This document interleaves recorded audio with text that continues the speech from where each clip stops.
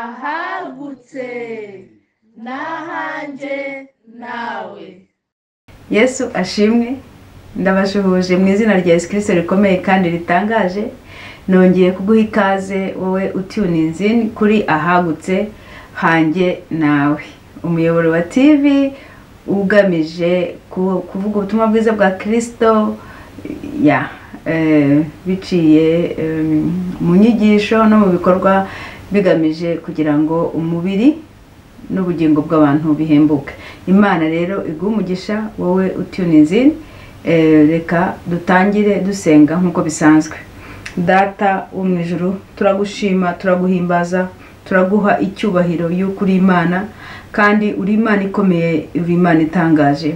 Muri aka kanya duciye bugufi imbere yawe tukwinginga Mana yacu mu izina rya Yesu Kristo ngo reka ibyo ushaka ari byo biba mu bugingo bwacu, ngo reka ibyo ushaka ari byo biba mu bana bacu, reka ibyo ushaka ari byo biba mu ngo zacu, reka ibyo ushaka ari byo biba mu gihugu cyacu, reka ibyo ushaka ari byo biba Mwami, kuko ibyo nibyo biguhesha icyubahiro, kuko twebwe ibyo dushaka rwo tujye dushaka ibitandukanye n'ibyo nibiguhesha icyubahiro, ariko Uwiteka bibaye ibyo ushaka ari byo bikozwe n'icyubahiro kiba ari icyawe.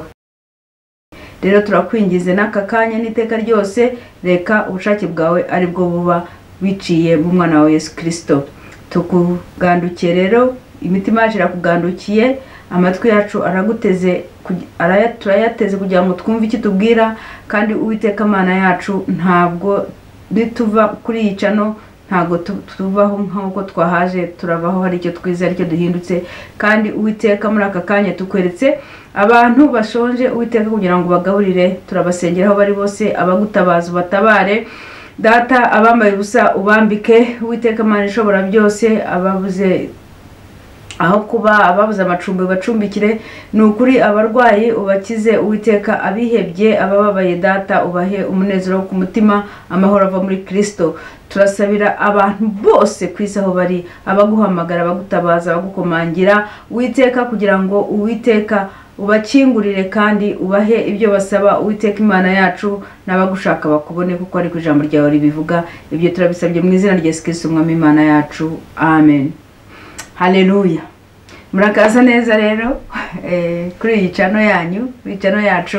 Uyu munsi rero ku itariki 23 y'ukwezi kwa 12 ndagira ngo tuganire ubwo twiteze iyi Noheli. Ndi bubabwireho ijambo ritoya kuri iyi Noheli twizihiza. Ntago nifuza kuvuga ikinyuranye cyangwa se uko abandi babivuga nuko babitekereza, gusa ndashaka ngo mbaganirizeho gatoya ukuntu hano Noheli muri Denmark tuyitegura n'ukuntu tuyizihiza.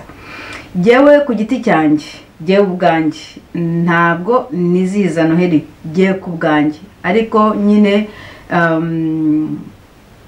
reka mbabwire ukuntu jewe nkigera inahangaha nasanze bizihiza Noheli. Nasanze hari igiti cya Noheli, igiti nyine Christmas tree, igiti cya Noheli nyine, nsanga bakidekora, nsanga abantu bose, igihugu cyose kiba gifite icyo giti, cyane cyane nk'aho dutuye amazu yose abatatse, imuri nyinshi, buri hantu hose mbega icyo giti. Ndavuga ntayiwe, ndababaza si iki giti ni iki, bati ni cya Noheli, ni igiti cy'abakristo. Hanyuma ndavuga nti ese buriya igihugu cyose kirimo abakristo, abantu bose barasenga, ariko nza gusobanukirwa nyuma yuko abantu bose badasenga, nubwo iki gihugu cyitwa igihugu cy'abakristo. Kandi ariko igihe cyose na imyaka maze aha, nababwiye ko maze imyaka hafi 29 n'ibirenga,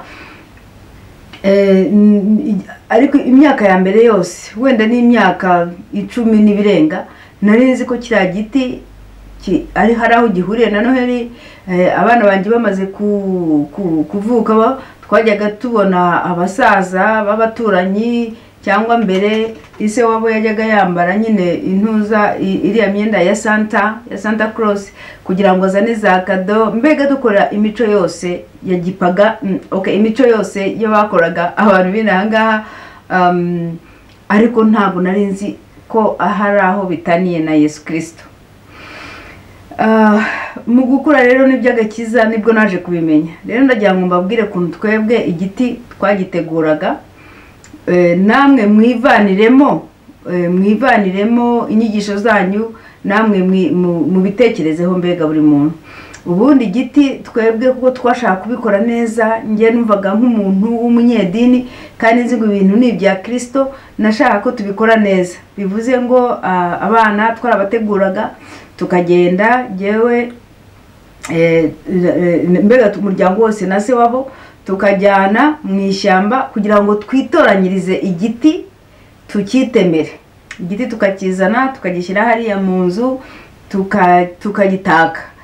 Twagitakishaga rero ibintu bitandukanye nkuko twabishakaga. Hari utwo abana babaga barakoze ku ishuri, kera bajyaga bavuga ko bajyaga bagitakisha nka pome, nk'udukeki, utwo bakoraga mu rugo, ku buryo mbega ibyo watakishaga icyo giti washaka kubivanaho ukabirya.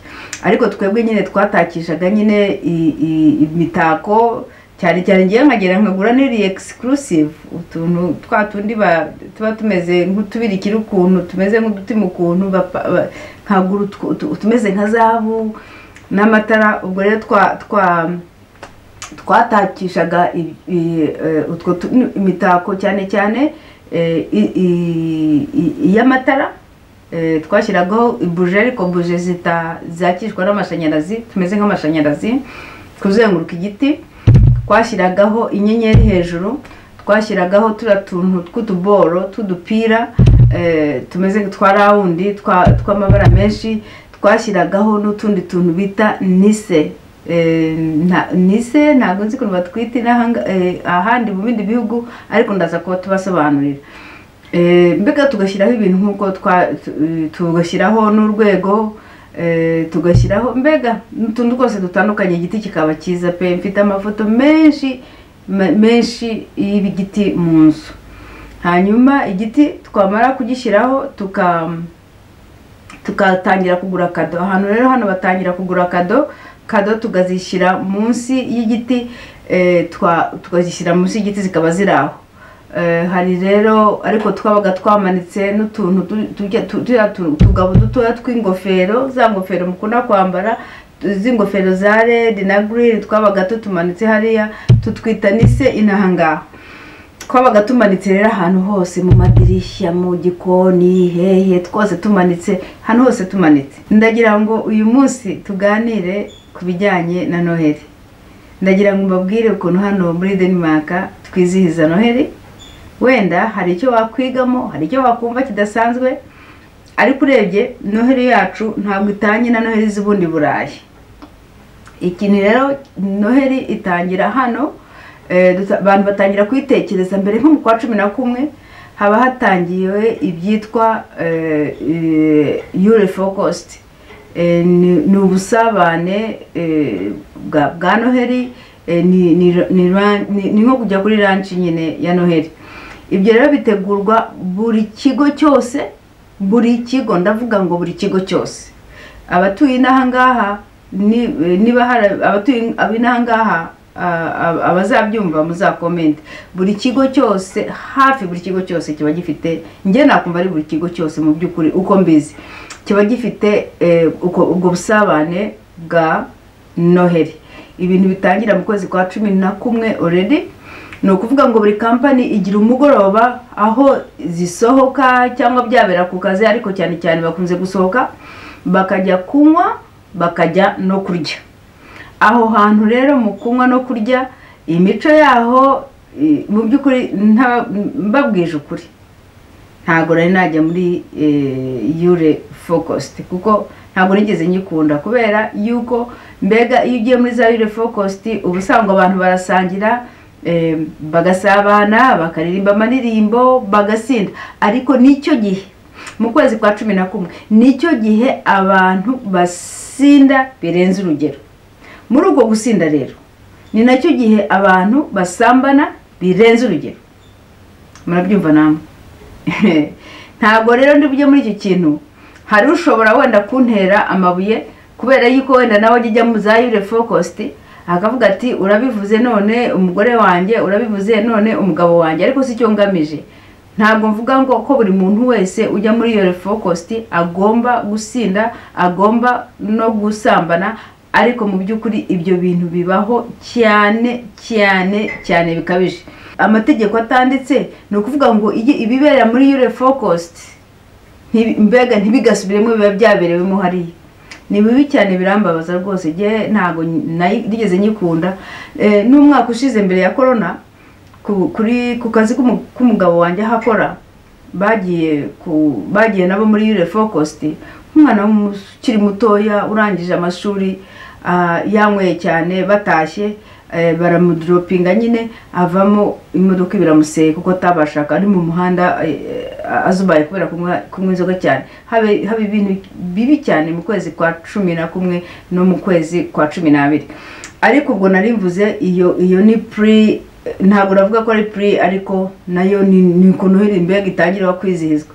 Ikindi cyo kigaragara mu kwezi kwa 12 rwose abantu baba batangiye gutaka amazu yabo, za butike zabo. Murebe butike aho ngaho abantu batangira kuba batatse, ibiti bitangira kuba byamaze gushyirwa ku murongo. Hanyuma igikurikiyeho rero nyine urumva no kugura ibiti no kubitaka, ndetse no kugura ibintu byose mbega bya Noheli, no kugura amakado yo gushyira munsi yabyo.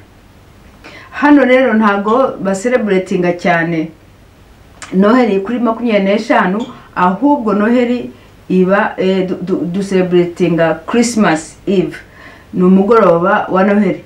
niho abantu basangirira, niho urimo ibyo byose.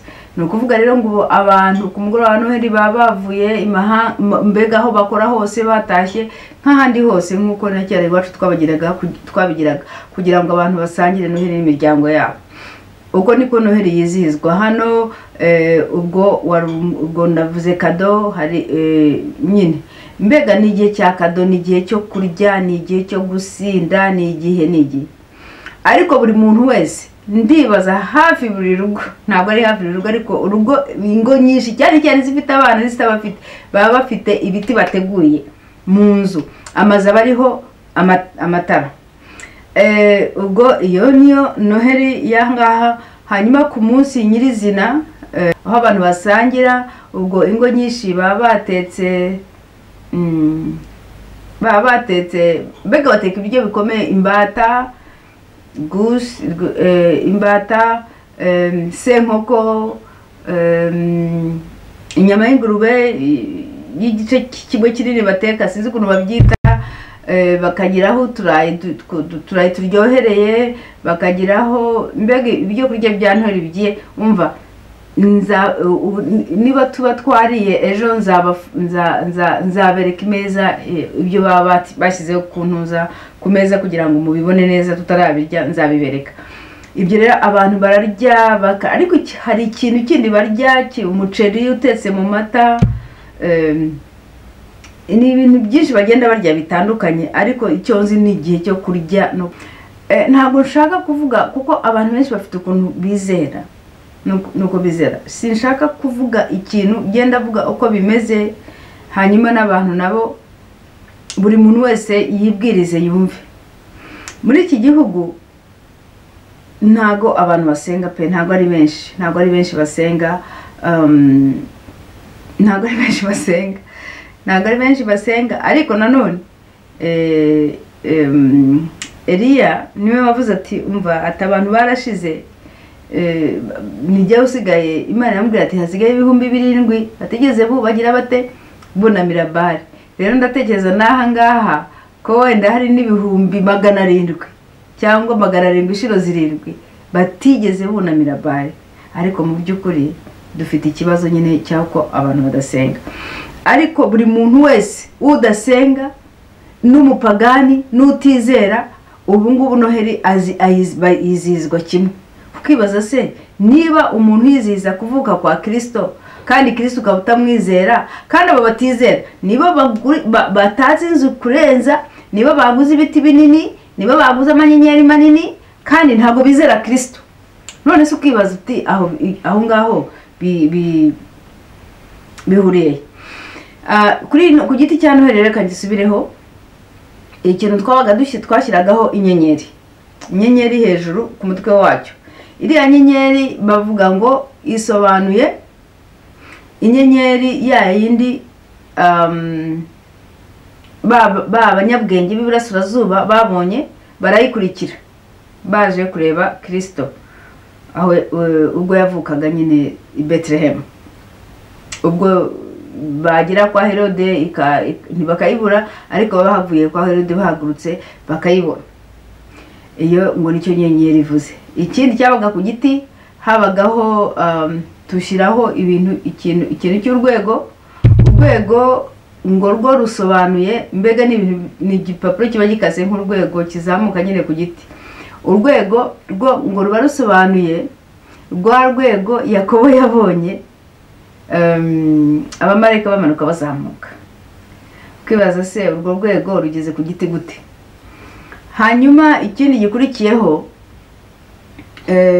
urwego n'urwa Yakobo.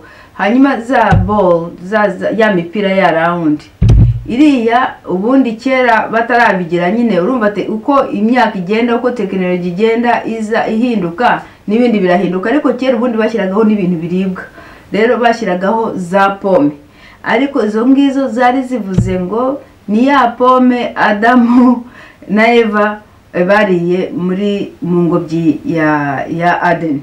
Ubwo urumva rero kwibaza se niba icyaha aricyo barariye bagapfa akaba ariko kwinjira kw'icyaha mu nkomoko muntu, ni ukubera iki iyo pome nayo twayishyira kuri icyo giti kuyicelebratinga, kandi ducelebratinga kuvuka kwa Kristo. Nubwo ababikora bose hafi ya bose, ndavuga hafi ya bose, yuko batizera ubu Kristo, byaba biba kubera igiti cya Noheli cyangwa no kwizihiza Noheli akaba ari bwo Kristo, ndababwiza ukuri iki gihugu cyaba cyose kijya mu ijuru, kuko bose hafi ya bose, ntabwo navuga kangahe, bose baba ari abakristo bizera Yesu Kristo nk'umwami n'umukiza wabo, cyangwa bizera Kristo. Ariko soko bimeze ahandi kuri icyo giti bashyiraho tubamarayika tuyize mu bipapuro, sindi buvuga iby'utwo ngutwo hatagira abanera amabuye, ariko bagashyiraho n'utundi twitwa nise mani. Abo ni abafasha ba Santa Claus. Abo nigeze gusobanuza ariko se umva abanise babaga ahantu hose. Jewe kuri Noheli nashyize hariya, nashyize mu gikoni, nashyize ku tubati, nashyize kuko twarutinise. Nza gukurikira story za nise. Abo ni bantu b'ikimbega, baravuga ngo n'utugabo tugufiya dufasha Santa Claus, kandi Santa Claus ngo dufata Santa Claus aho haba tumufasha ngo utwo tugabo nyine n'utugore tuba ari utuntu tugufi cyane, ngo tuba hejuru muri parafu, cyangwa ubundi tukaba mu rutare bakatwita nise. ndabwire utwo ngutwo mpita ncagagura, ntabwo tuzagaruka aho ngaho. Ibintu rero bya Noheli yinaha ngiye nibyo ndibuvugeho, ubwo buri muntu wese arivaniramo iki. Ubwo ariko nsubiye inyuma, Noheli hano yitwa Yuli, kandi Yuli ni ibintu bizihizaga mbere, ni umunsi bizihizaga mbere. Urumva umunsi wa Solstice bizihizaga mbere batarabana abakristo. Noneho iki gihugu kibaye igikristo basimbuza wa munsi bawusimbuza Noheli, ariko guma witwa n'ubundi Yuli. Ni ukuvuga ngo yo yari nk'umwaka mushya w'abaviking. Urumva rero iki kintu cyitwa Yuli n'ubundi cyari umuco w'inaha kandi wa gipagani, kiza gusimbuzwa na Christmas nabyo biturutse i Roma, kubera nyine uko nyine barabisimbuza, ariko ntabwo babishimbuje kuko ibyo bakoraga nabo bari bafite imihango y'ibyo biti, ibyo bakoraga byose byabaga bivanze. Iki giti rero bavuga ko cyagaragaye cyane official, kikaba nka mbega kikajya ku mugaragaro muri 18th centuries, ariko na mbere yaho hariyo bene iyo mihango. Rero inkomoko y'igiti, inkomoko ya Yuli mu by'ukuri ni pagani. ariko none igiti cyo ni ibintu byagiye biza kuko bari basanga bifitiye yuri yabo, bifitiye ukuntu bayiselebratinga, ari nako bakiyiselebratinga n'uyu munsi biciye muri izo dina n'ibyo bikorwa byose bikorwa muri uku kwezi kwa 11 ukarinda ugera mu kwa 12. ariko igiti cyo cyaje kivuye mu Budage. Igiti nacyo ni ikinyamahanga, cyaje kivuye mu Budage niko babivuga nyine. muri icyo gihe nibwo cyatangiye kwamamara. Mbere yaho ngo cyari gihari, urumva babivuga ukuntu nta muntu uvuga uko byandika. Buri muntu wese yigire kuri Google avuge inkomoko y'igiti hano cya Noheli, iki evergreen tree, cyangwa bakita Yule tree, Christmas tree. Bakigugure bazamenya inkomoko yacyo. Ntirongera kubisobanura wenda ngo ngire nabo nkomeretsa, ariko nuko biteye mu by'ukuri. Rero icyo giti ntabwo ari igikristo. Reka tubanze dusome ijambo riri muri Bibiliya turiganireho. Riri mu mubwiriza mu gice cya 7. Reka dusome ku murongo waho, ndibaza yuko ari umurongo wa mbere, ariko turaza kuvugaho igice cyawo mwo gitoya. Biranditse ngo kuvugwa neza kuruta amavuta atamye y'igiciro cyinshi, kandi umunsi wo gupfamo uruta umunsi wo kuvukamo. Umunsi wo gupfamo uruta umunsi wo kuvukamo. Uyu munsi muri iyi Noheli, aho abantu muri Noheli hano ni ukuvuga narivuze ngo abantu baza mu miryango yabo bagasangira. Abakecuru n'abasaza baba mu kigo cy'abasaza baraza bakabavanaho bakajya gusangira n'imiryango yabo. Ariko ndababwiza ukuri ngo namwe murabizi ko muri iki gihe cya Noheli aribwo abantu biyahura cyane.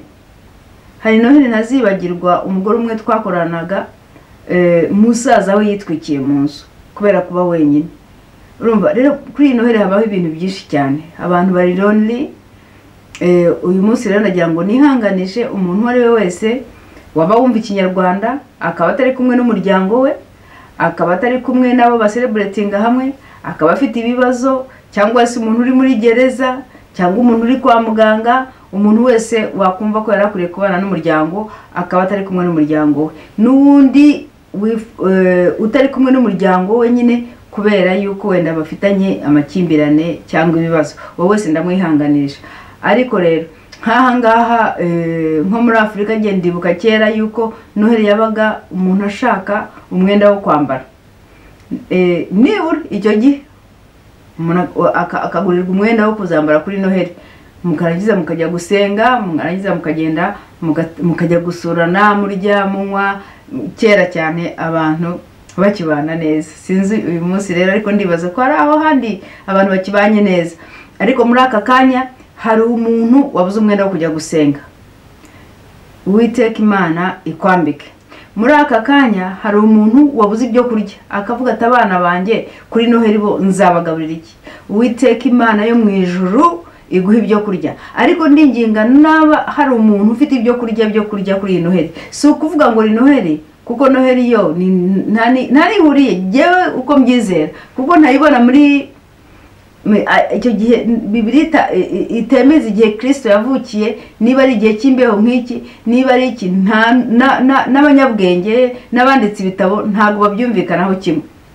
Rero kuri iyo Noheli kuri jewe ntabwo ari ikibazo kinini, ariko kuba abantu bahura bagasangira hakaba ari ufite ibibazo kandi abantu bafite ibiryo, ngiye nicyo navugaho. Rero ndagira nkwinginga wowe ufite ibyo kurya uhe uwo musangira nawe abone icyo cyo kurya, kuko hari abandi benshi bahuye barimo basangira, hari abandi bahuye bameze bafite amahoro. Rero uyu munsi ahubwo niba ushoboye wamara no kurya ukajya gusura n'abantu kwa muganga badafite ababo, ugafata ku byo ahagutse n'ahanje nawe.